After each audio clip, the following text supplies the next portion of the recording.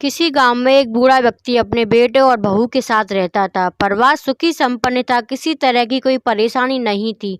बूढ़ा बाप जो किसी समय अच्छा खासा नौजवान था, आज बुढ़ापे से हार गया था। चलते समय लड़खड़ाता था, अब तो लाठी की जरूरत पड़ने लगी थी। चेहरा झुर्रियों से भर चुका था, बस अपना जीवन किसी तरह व्यतीत कर रहा था।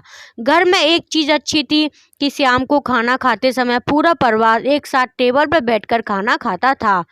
एक दिन ऐसे ही शाम को सारे लोग खाना खाने बैठे थे। बूढ़े पिता ने जैसे ही अपने हिलते हाथों से खाना खाना शुरू किया तो खाना कभी कपड़ों पे गिरता तो कभी जमीन पर। बहू ने चिढ़ते हुए कहा, हे राम, कितनी गंदी तरह से खाते हैं, मन करता है इनकी थाली किसी अलग कोने में लगवा देते हैं। बेटे ने भी सिर ऐसे हिलाया जैसे पत्नी की बात से सहमत हो। नन्हा पोता यह सब मासूमियत से देख रहा था। अगले दिन पिता की थाली उस टेबल से हटाकर एक कोने में लगवा दी गई। पिता की डबडबाती आंखें सब कुछ देखते हुए भी कुछ बोल नहीं पा रही थीं। बूढ़ा पिता रोज की तरह खाना खाने लगा। खाना कभी इधर गुड़ता कभी उधर। छोटा बच्चा अपना खाना छोड़कर लगातार अपने दादा की तरफ देख रहा था।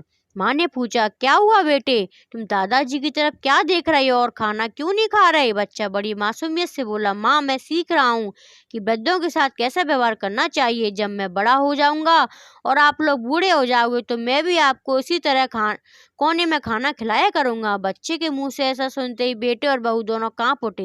शायद बच्चे की बात उनके मन में बैठ गई थी, क्योंकि बच्चे ने मासूमियत के साथ एक बहुत बड़ा सबक उन दोनों लोगों को सिखा दिया। बेटे ने जल्दी से आगे बढ़कर पिता को उठाया, वापस टेबल पर खाने बिठाया और बहू भी भागकर पानी का गिलास लेकर आई कि पिताजी को कोई तकलीफ ना हो।